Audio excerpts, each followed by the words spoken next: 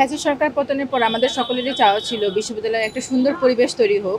দীর্ঘ ৩৩ বছর পর জাকসু নির্বাচন হতে যাচ্ছে। আমাদের সকলেরই চাওয়া ছিল যে একটা কেন্দ্রীয় ছাত্র সংসদ নির্বাচন হোক, যেখানে কেন্দ্রীয় শিক্ষার্থীরা থাকবে, যাতে করে লেজুর ভিত্তিক রাজনীতিগুলো সরে যাবে। তো সকলে তাদের প্রতিনিধিদেরকে জানাবে তাদের চাওয়া কি পাওয়া কি, এবং আমরা সেগুলো বাস্তবায়ন করব। ওদের স্বপ্ন পূরণে পাশে থাকতে পেরে আমরা গর্বিত।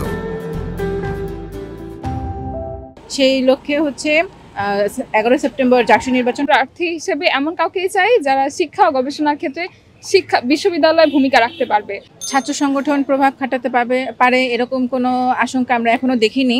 তবে আজকে মাত্র মনোনয়ন দেওয়া শেষ হবে তো জমা, এরপরে হয়তোবা হতে পারে, কিন্তু আমরা সর্বোচ্চ চেষ্টা করব এইগুলো হচ্ছে দমন করার জন্য, যাতে এইরকম কোনো পরিবেশ সৃষ্টি না হয়। বিশ্ববিদ্যালয়ে দেখা যায় যে রাজনৈতিক অঙ্গনে যখন তারা আসেন, বছর পর বছর ধরে তারা রাজনীতিই করে যান, কোনো রকম শিক্ষা বা গবেষণা তাদের ভূমিকা দেখি না। সেই জায়গায় আমরা এমন কাউকেই ভিপি বা জিএস হিসেবে চাইবো যারা শিক্ষা ও গবেষণায় বিশ্ববিদ্যালয়কে এগিয়ে নিতে কাজ করবে। এ পর্যন্ত আমরা কয়েকবার দেখেছি যে যেমন ছাত্রদলের দুইটা গ্রুপ তৈরি হয়ে গিয়েছে এবং তাদের ভিতরে কয়েকদিন পর পর দ্বন্দ্ব দেখা যাচ্ছে। তো আমরা মনে করি যে এটা একটু আশঙ্কা হতে পারে, তবে আবার নাও হতে পারে যদি প্রশাসন শক্ত হাতে সেটা দমন করতে পারে।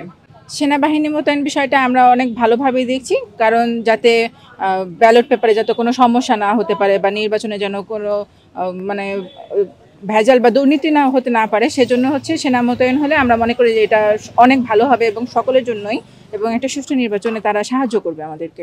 আমরা আশঙ্কা করছি, কারণ এর আগেও দুইবার ছাত্রদল এবং তাদের বিদ্রোহী কমিটির একটু মারামারি হয়েছিল, প্রায় মারামারির মতো অবস্থা। হয়তোবা সামনে হয়তোবা এরকম হতেও পারে যে তারা সরাসরি মারামারিতে যুক্ত হয়ে গিয়েছে।